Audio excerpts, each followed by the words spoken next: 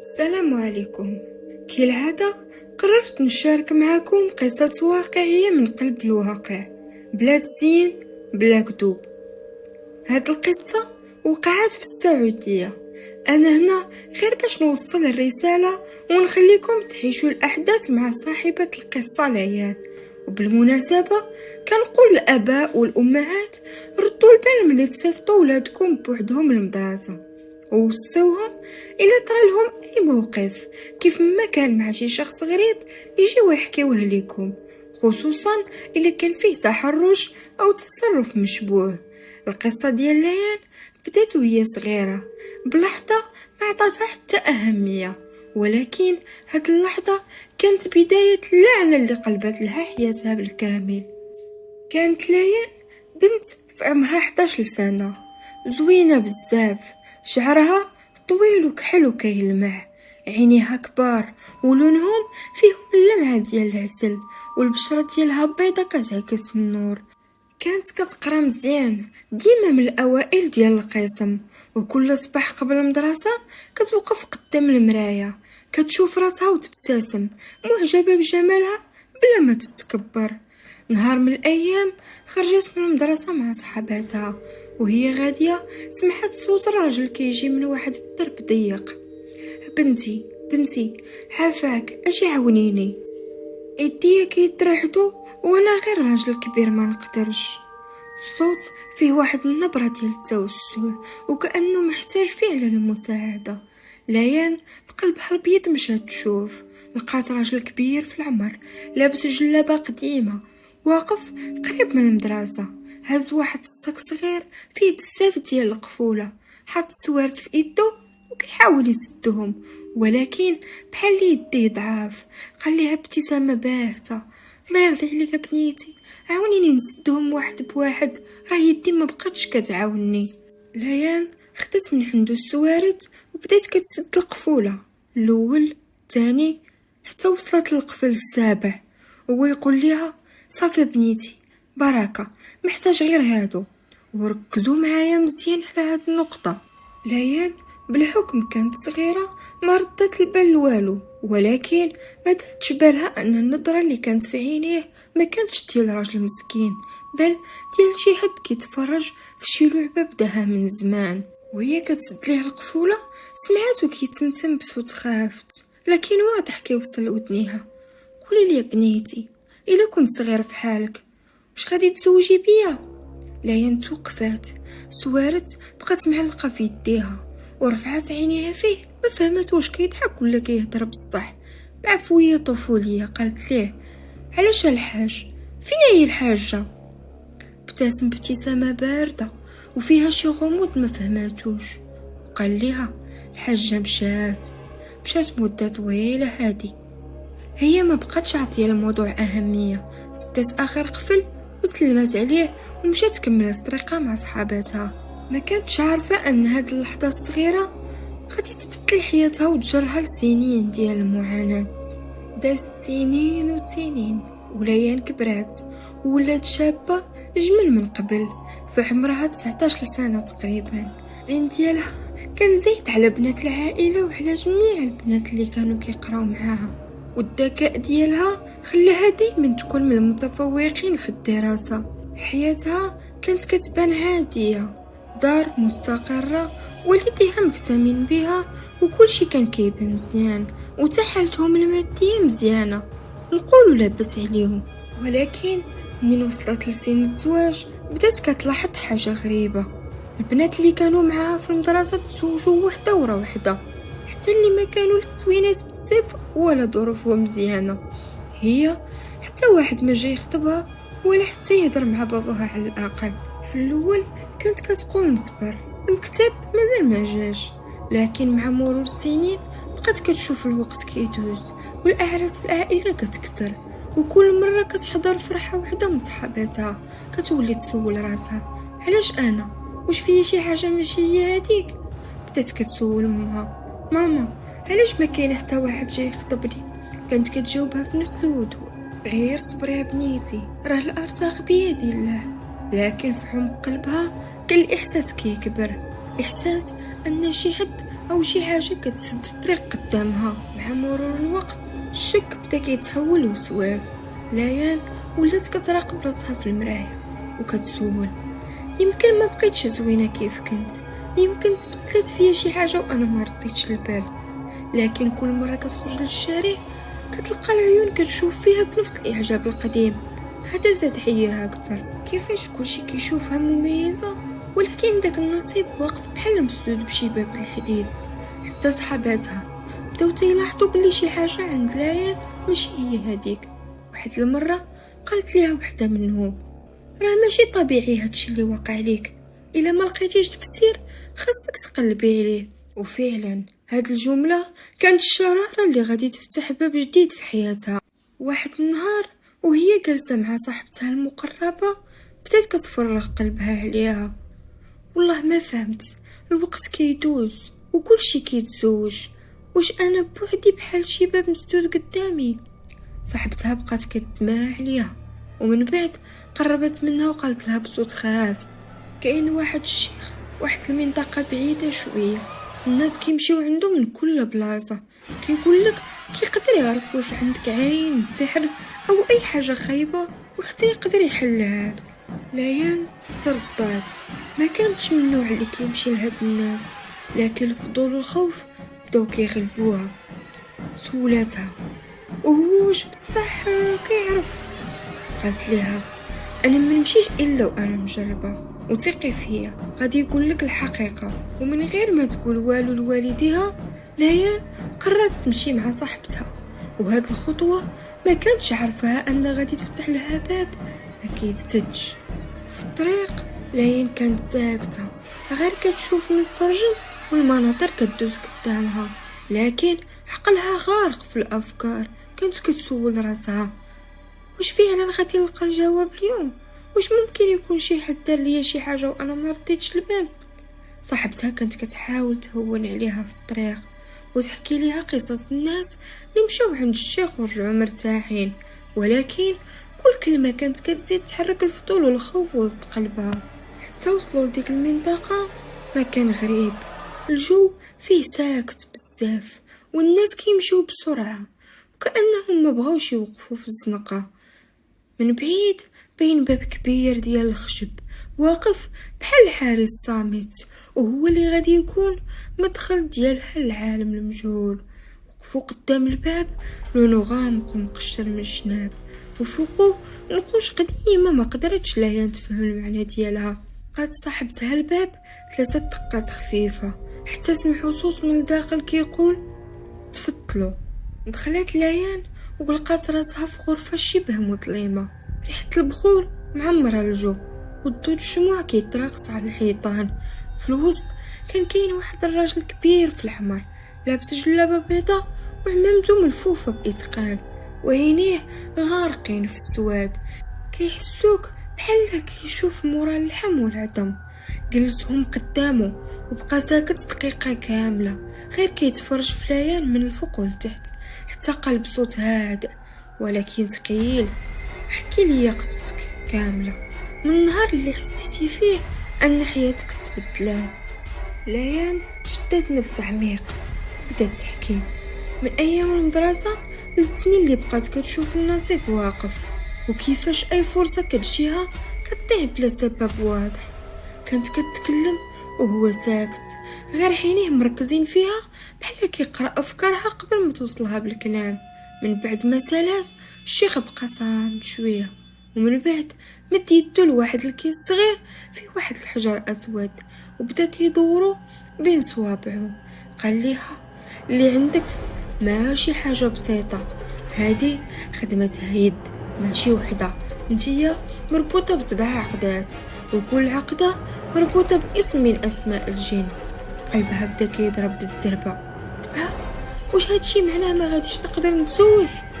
هو هز راسو ببطء. الا تحلات النصيب ديالك غادي يتفتح، لكن كل عقده محتاجه طقس خاص وماشي اي واحد يقدر يديرو. ليان حسيت راسها داخله في متاهه ما كتفهمش حدودها، ولكن الفضول والخوف خلطوا عندها كل احساس اخر. كانت باغا تعرف اكثر حتى لو الثمن غالي. الشيخ حط الحجرة السوداء قدامه وسط عينيه شوية، وبدا يتمتم بكلمات مفهوماش. الجو في الغرفة تقال والبخور ولا كيحرق في الحلق، حتى حسات ليان أن النفس ولا كيخرج بصعوبة. من بعد فتح عينيه وبدا كيهضر بصوت واطي لكن حاد. شفت قدامي 7 خيوط سودا ملفوفة على قلبك وراسك، كل خيط فيه عقدة وكل عقدة حارسها جن مختلف. هاد الخيوط هما اللي كيسدوا النصيب وكيدفعوا اي واحد يقرب منك باش يهرب بلا سبب. والغريب ان هاد العمل معمول وانتي صغيرة بزاف، غالبا مشي حد قريب وعارف حياتك مزيان. ليان تحجرات في بلاصتها، عقلها بدا كيرجع لكل الوجوه اللي عرفتها في صغرها وكتسول واش ممكن يكون شي حد من العائلة. الشيخ ما جاوبهاش مباشرة، غير قال اللي دار هادشي دارو بنية يبقى طول حياتك، إلا تحل غادي يكون صراع ماشي ساهل. الشيخ قرب شوية منها وقال باش نحيد هاد العقدات خاصنا 7 ليالي متابعة، وكل ليلة نحل وحدة. طقوس ماشي لعب، كل عقدة غادي ترد وغادي تحاول تخلعك أو توقفك. هو مد يدو لواحد الصندوق وخرج منه 7 شمعات كبار، كل وحدة بلون مختلف. كل ليلة غادي نشعل وحدة ونقرأ عليها آيات مخصوصة، لكن انتي خاصك تكوني حاضرة لأن حضورك هو اللي غادي يضاعف الخيط حتى يتقطع. ليان سولات واش غادي يكون مؤلم. هو ابتسم ابتسامة خفيفة لكن فيها غموض. الألم ماشي غير جسدي، كوني مستعدة تشوفي حاجات ما عمر عينك شافتها وتسمعي أصوات ما عمرك سمعتيها. قبل ما تمشي عطاها كيس صغير فيه ملح وحبوب سودا، حطي هادشي تحت مخدك الليلة. إلا حسيتي بتقل فوق صدرك أو شي حد كيهضر في ودنك ما تجاوبيش. ليان خدات الكيس وقلبها عامر بالخوف والفضول، كانت عارفة أن أول ليلة غادي تحدد كل شي. الليل طاح وليان رجعت للدار والغرفة ديالها غارقة في السكون. شعلت شمعة من اللي عطاها الشيخ، اللون ديالها كان حمر وضعتها قدامها فوق الطبلة. الضو ديالها بدا كيتراقص على الحيطان بحال أشباح صغار كيتحركوا. الساعة كانت كتشير 12 بالضبط، وفجأة حسات البرد كيدخل من تحت الباب مع أن النوافذ مسدودة. تذكرات كلام الشيخ غادي يحاولوا يوقفوك. بدات كتردد بالآيات اللي علمها ليها وصوتها كيرجف حتى حسات بشي حاجة كتضغط على كتفها من اللور وما بغاتش تلتفت، ولكن ريحة كريهة بدات كتغزو أنفها بحال شي لحم محروق. الشمعة ولا الضو ديالها ضعيف وكأن شي حد كينفخ باش يطفيها. ليان جمعت قوتها وقرات بصوت أعلى. فجأة حسات بحرارة قوية قدامها وباب الغرفة ضرب بصوت عالي. الشمعة رجعت كتضوي بقوة وفي لحظة حسات بخيط داخلي كيتقطع. كان الإحساس غريب بحال حجر كبير متزاحم فوق قلبها. كانت هذه هي العقدة الأولى ومازال 6. في الليلة الثانية الشمعة اللي عطاها الشيخ كان لونها كحل لدرجة ما كتفرقهاش عن الظلام إلا ملي كتقربها للنار. ليان وضعتها قدامها وجلست وسط الغرفة بحال المرة اللي فاتت، لكن هاد المرة قلبها كيدق أسرع. كانت حاسة أن الليلة ما غاديش تكون عادية. بمجرد ما شعلت الشمعة الصوت بدا، همسات متقطعة جاية من كل جهة، كلمات غير مفهومة لكن النبرة ديالها باردة بحال الجليد. الجو تقل أكتر حتى النفس ولا ثقيل، وحسيت بحال شي يد باردة كتسحب منها الغطا ديالها من فوق رجليها. بدات كتقرا الآيات بسرعة ولكن فجأة شافت الظل ديال واحد الشخص واقف قدام الحيط طويل بزاف وكيهزز بحركة غريبة. الظل بدا كيقرب حتى وقف قدامها، ولكن ملي رفعت عينيها ما لقات حتى حد غير الشمعة كتموج بحال غادي تطفى. همسات تحولت لضحك خفيف، ضحك كيقرب في ودنها وكيبعد. ليان عطات شفايفها وزادت صوتها وهي كتقرا حتى حسات بنبض الشمعة كيولي أقوى. وفجأة ريحة بخور قوية غطات الريحة الكريهة والضحك وقف. الإحساس ديال الخيط الثاني وهو كيتقطع رج في قلبها، ولكن وسط هاد الارتياح كان متأكد أن باقي أصعب، لأن هاد المرة سمعت الصوت واضح في ودنيها. قبل ما تسالي سمعت: ما غنمشيش. الشمعة ديال الليلة الثالثة كان لونها زرق كيبرق شوية مع الضوء. الشيخ كان حضرها قبل ما تمشي: هاد الليلة ما تبقيش بوحدك في الظلام الكامل وخليك قريبة من الأرض. ليان دخلت الغرفة، فرشت زربية صغيرة وسط الأرض وحطت الشمعة قدامها. أول ما شعلتها البرد دخل من تحت الزربية بحال شي موجة كتسحبها لتحت. ما كملتش أول آية حتى حسيت بشي حاجة شدت لها رجليها بقوة بحال مخالب كتحفر في الجلد. صرخات مكتومة بدات كتسمعها من تحت الأرض، وشي ضغط على ركبتها جرها لجهة الشمعة. ليان حاولت تفلت، ولكن القبضة زادت قوة. حسيت بضفر طويل كيخدش كاحلها. رغم الآلام زادت في القراءة، صوتها غلب الروح. وفجأة الأرض تحركت بحال ما تحتها شي فراغ كبير. شمعة زرقاء ولات كتضوي بحال البرق، والحرارة طلعت مرة واحدة.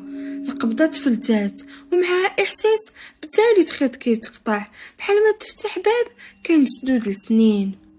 ولكن قبل ما تهدى شافت قدامها أثر ديال خدوش على الأرض، 4 ديال الخطوط طويلة ووسطهم نقطة دم. كانت عارفة أنهم كيوليو أقرب، بزاف أقرب. الشمعة ديال الليلة الرابعة كانت بلون فضي لامع وكأنها مصنوعة من معدن ماشي شمع. ليان دخلت الغرفة وهي حاسة بثقل في صدرها من قبل ما تبدا، بحال إلا شي عين كتراقبها من بعيد. شعلت الشمعة والضو ديالها كان مختلف، ما كانش كيتراقص، كان ثابت وكأنه كيحميها. بدات كتقرا الآيات وفجأة الصوت بدا من الزاوية اليمنى، خطوات بطيئة على الأرض، كل خطوة كتقرب كتر. هزت عينيها وشافت راجل لابس جلابة بيضاء، الملامح ديالو باينة ولكن مشوشة بحال الصورة اللي كتكون مهزوزة. وجهه ما فيه لا ابتسامة لا غضب، غير نظرة باردة مستقرة عليها بحال كيحاول يدخل عقلها. هو بدا كيمشي بحركة ثابتة حتى وقف قدام الشمعة، وبدون ما يلمسها اللهب بدا كيصغر. ليان حسيت راسها كيولي ثقيل والأرض كتدور من تحتها، ولكن زادت في القراءة وعينها ما تزعزعتش من عليه. في لحظة الوجه ديالو تشوه، العينين ولاو كحلين بالكامل والفم تشقق وحتى ودنيه وخرج منه صوت غليظ: انتي ما تعرفي مع من تلعبي. الشمعة ولات كتضوي بقوة مرة واحدة والراجل اختفى ومعاه الإحساس بالضغط. الخيط الرابع تقطع، لكن ليان كانت كتلهت من العرق وكتعرف أن المواجهة الجاية غادي تكون أخطر، لأنهم ما بقاوش كيخافوا يوريو وجههم. الشمعة ديال الليلة الخامسة كانت خضراء، والشيخ قال ليان قبل ما تمشي: هاد الليلة ما غاديش يكتفوا بالمظاهر، غادي يحاولوا يلمسوك يضربوك ويوقعوك. ليان دخلت الغرفة وهي شاعلة بخور قوي وحطت الشمعة الخضراء وسط الدائرة ديال الملح اللي رسمتها في الأرض. أول ما شحلاتها الضو بدا كيتحرك بحال الموجة، والجو سخن بطريقة غريبة رغم أن الليل كان بارد. بدات كتقرا وفجأة حسيت بشي ريح قوي جاية من جهة الباب، حتى طفات جزء من البخور. الصوت بدا من جديد، هاد المرة ماشي همسات، كان صراخ عالي حاد بحال شي حد كيطيح من فوق الجبل. قبل ما تستوعب شي قوة ضربتها من كتفها وطرحتها برا الدائرة. الإحساس كان حقيقي، الألم في كتفها كان كيحرقها. رفعت راسها وشافت ظل طويل بزاف كيتمدد حتى للسقف وما كيتحركش إلا ملي هي كتحرك. حاولت ترجع للدائرة لكن نفس القوة شدت رجلها وسحبتها اللور حتى حسيت بحجر بارد تحت راسها. رغم الرعب شدت الشمعة بيديها ورجعت وسط الملح وبدات كتقرا بصوت أعلى حتى تحولت الصراخات لزئير غاضب والظل تبخر قدام عينيها. الشمعة زادت ضوها والخيط الخامس تقطع، لكن ليان كانت مرعوبة لأنها كانت متأكدة أن اللي ضربها هاد الليلة ماشي غادي يسكت في الليلة الجاية. الشمعة ديال الليلة السادسة كانت حمراء، كتلمع بحال الدم تحت الضوء. الشيخ ما عطاها حتى تعليمات هاد المرة، غير شافها وقال: الا بغيتي تكملي هاد الليلة غادي تشوفي الوجه الحقيقي ديالهم. ليان دخلت الغرفة وقلبها كيضرب بقوة، ورسمت الدائرة د الملح بحذر. لكن البخور هاد المرة ما كانش كافي يخفي الريحة الثقيلة اللي كانت مالية الجو، بحال ريحة اللحم المحروق. اول ما شعلت الشمعة الضو ما كانش ثابت، كان كيتشكل بحال اشكال وجوه كتظهر وكتختفي بسرعة. بدات كتقرا وفجأة الحيط اللي قدامها بدا كيتموج بحال شي مغامق كيتحرك. من وسط الحيط يد سودا طويلة خرجات، الأصابع ديالها بحال السكاكين. بعدها خرج وجه ملامحو حادة، والعينين ديالو بويض بالكامل. الصوت ديالو كان كيهز الغرفة. الباب تفتح، ما بقى والو نكون عندك. الأرض تحركات تحتها والملح بدا كيتفرق. الريح من الداخل كتشدها كتسحبها تجاه الحيط اللي ولا بحال بئر مفتوح. شدت الشمعة بقوة وصوتها كان كيترعش وهي كتقرا، حتى حست الأرض كتستقر مرة أخرى. اليد اختفات والحيط رجع عادي، لكن آخر خط تقطع والجو في الغرفة ولا بارد بشكل ما كيتصدقش. كانت عارفة أن الليلة الجاية ما بقاتش محاولة طرد، غادي تكون حرب مباشرة. الشمعة الأخيرة كانت كحلة بالكامل، حتى الفتيلة ديالها غارقة في اللون. الشيخ سلمها ليان وهو كيشوف في عينيها بجدية: هاد الليلة يا إما تغلبيهم يا إما يغلبوك. ليان دخلت الغرفة وهي عارفة أنها ما بقاتش رجوع اللور. سدات الباب بالساروت ورسمت دائرة من الملحة عرض من قبل، وحطت وسطها الشمعة السوداء. أول ما شعلتها الضو كان ضعيف بزاف، وكأن الشمعة كتحارب باش تبقى شاعلة. قبل حتى ما تبدا القراءة كل الشموع اللي في البيت طفات، والظلام غطى كل شي. من وسط الظلام صوت خطوات جاية من كل الجهات كتقرب كتحيط بها. بدات كتقرا وصوتها كان قوي، لكن فجأة شي قوة طاحت فوقها من الفوق وطرحتها خارج الدائرة. الظلام ولا كتيف لدرجة ما كانتش كتشوف حتى يديها. وسط داك السواد ظهروا وجوه كتيرة، كل واحد ملامحهم مشوهة، عيونهم كتلمع بحال الجمر. واحد منهم شدها من رقبتها وقرب وجهه حتى حسات نفسه كيحرق خدها. انتي فتحتي الباب، دابا ما تقدريش تسديه. ليان بكل قوتها شدت الشمعة السوداء وبصوت اعلى من اي مرة قرات اخر الايات. الظلام بدا كيتمزق، الوجوه بدات كتصرخ وكتلاشى، والريح كتدور في الغرفة فحال شي إعصار. في لحظة وحدة كلشي سكت، الشمعة طفات بوحدها وبقى غير الرماد ديالها وسط الدائرة.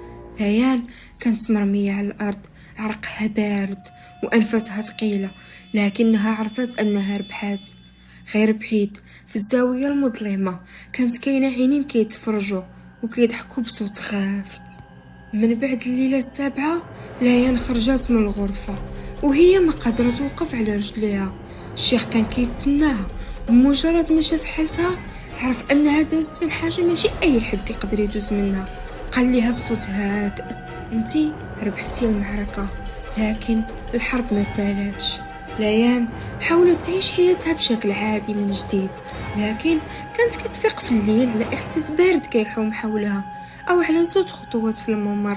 كانت كتقول راسها انها مجرد اوهام، لكن كل مرة كتقرب من المراية كانت كتشوف في العمق واحد الظل واقف ما كيتحركش غير كيتفرج. كانت عارفة انه ما مشاوش نهائيا، وهكذا سالت حكاية ليان، ويمكن ما سالتش فعلا. الناس شافوها ورجعت تضحك وتعيش حياتها، لكن اللي عاش معها اللحظات الأخيرة كيعرف أن بعض الأبواب ملي كتحل ما كتسدش كاع، وكيبقى السؤال: شكون فعلا اللي كان كيتحكم في المصير ديالها واللي بقى كيتسنى الفرصة ترجع.